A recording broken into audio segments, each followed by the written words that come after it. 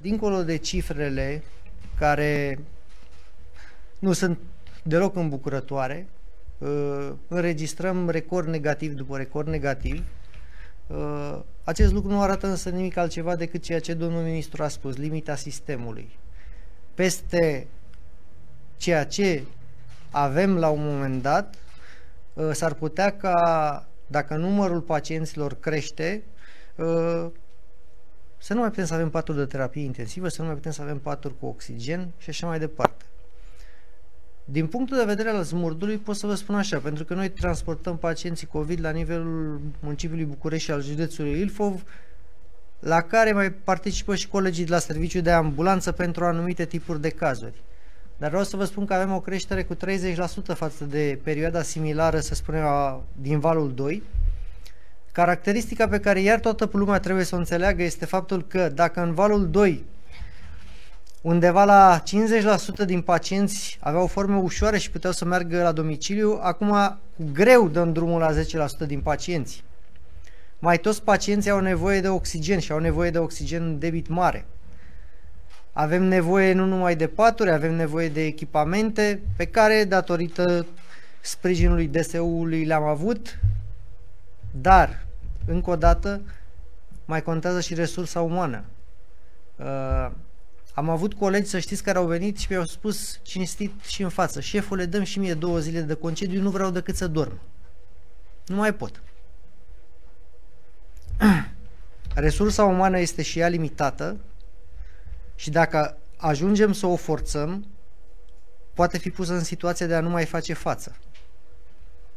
Pe de altă parte, să știți că o altă caracteristică, și poate domnul doctor va confirma, este că dacă în valul 2 aveam un anumit număr de pacienți, acum ne confruntăm cu o creștere de 50% de pacienții de cod verde, adică de zonă verde, nu de cod verde, mă scuzați.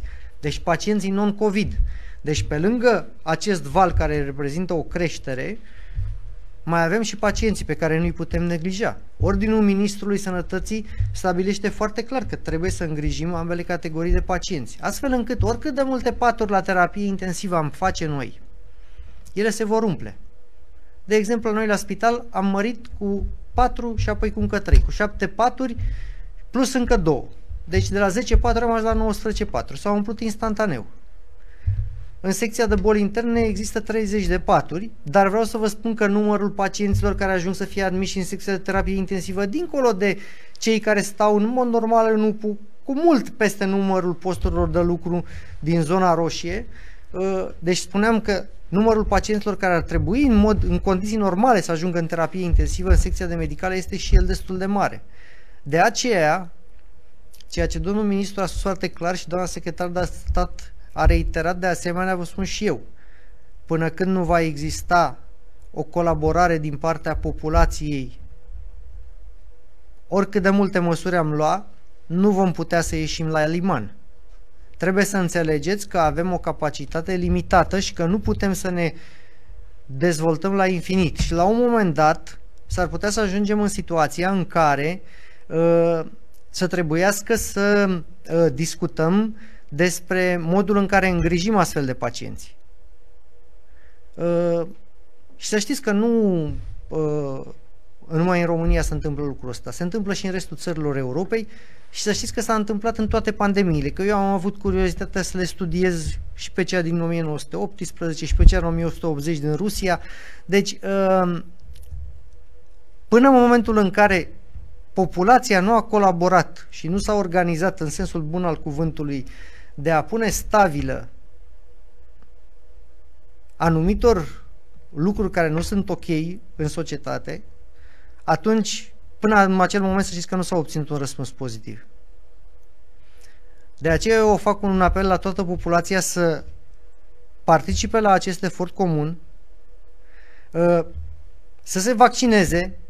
Să știți că vaccinarea ne-a adus un lucru pe care poate nu-l înțelegeți, dar ne-a adus un lucru extrem de bun. Peste 80% după datele furnizate de cei care se ocupă de vaccinare din populația peste 65 de ani sau cu morbidități s-au vaccinat. Și cum domnul ministru a spus la început, în acest moment să știți că nu mai avem astfel de pacienți. Reversul medaliei este că da, a scăzut vârsta la persoanele tinere și sănătoase, dar pe măsură și aceste persoane vor fi vaccinate, lucrurile vor începe poate să se stingă. Deci încă o dovadă a eficienței vaccinării, dacă vreți. Dar asta nu înseamnă că trebuie pentru că fără îndoială sunt unii care vor veni și vor spune, da, dar și din vaccinat s-au îmbolnăvit. Da, dar restul măsurilor trebuie să le păstrăm în continuare și dacă suntem vaccinați. Mască, distanțare socială, spălat pe mâini și așa mai departe. Închei spunându-vă doar atât, că și noi suntem oameni, iar eforturile pe care le depunem pentru a ne salva semenii, la un moment dat s-ar putea să fie grefate de oboseală. Și s-ar putea să avem efecte nedorite. În sensul că nu vom mai putea. Viziunea și situația dintr-un spital de urgență, acolo unde ajung majoritatea pacienților și unde situația, nu vă ascund, este foarte gravă. Și este foarte gravă, în primul rând, pentru că un spital de urgență nu poate să-și regleze fluxul de internări. Este obligat să primească și să trateze orice pacient trece de poarta spitalului. Nu numai pacienți COVID, și pacienți non-COVID, și traumă, și infarct, și tot tipul de urgențe care poate exista. Și de aceea presiunea pe noi este foarte mare. Pe lângă aceste urgențe, corpul medical al spitalului și corpul medical al oricărui spital are o anumită reputație și are un anumit număr de pacienți, așa zis, cronici, care doresc să ajungă la medicii respectivi și cărora, având în vedere patologia pentru care se adresează, nu putem să le refuzăm accesul în spital. Adică nu putem să trimitem un pacient neoplazic acasă sau în altă parte atunci când el se adresează unui medic din spital. Nu este bine ce se întâmplă acum și fac și eu un apel la dumneavoastră și la toți cei care ne ascultă să încercăm să respectăm toate restricțiile și să limităm un pic intrările în spitale, pentru că presiunea este foarte mare și nu știu cât vor mai rezista cadrele medicale implicate în linia întâi. Fac un apel și la colegii mei, la o solidaritate de breaslă medicală, în sensul că cei care încă nu sunt implicați în lupta împotriva COVID să ne ajute prin orice fel de metode, prin voluntariat, dacă nu se poate altfel, să ne ajute. Există și baza legală pe care probabil o știți, că orice medic are voie să trateze după un anumit protocol patologia COVID-19, așa că toți cei care pot și vor să ne dea o mână de ajutor sunt bineveniți. În ceea ce privește presiunea pe terapia intensivă, noi am deschis acum 3 săptămâni, cred 2-3 săptămâni, 35 de paturi de terapie intermediară. Terapie intermediară însemnând pacienți cu criterii de admisie în terapie intensivă, dar care nu necesitau intubație la acel moment, dar care aveau necesar crescut de oxigen și formă gravă a bolii.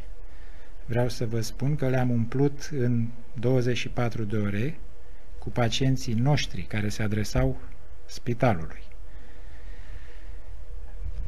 Și cele 16 paturi pe care le aveam de terapie intensivă COVID, unde, din păcate, acum nu intră decât pacienții care au nevoie de intubație sau de ventilație non-invazivă, sunt pline și acelea.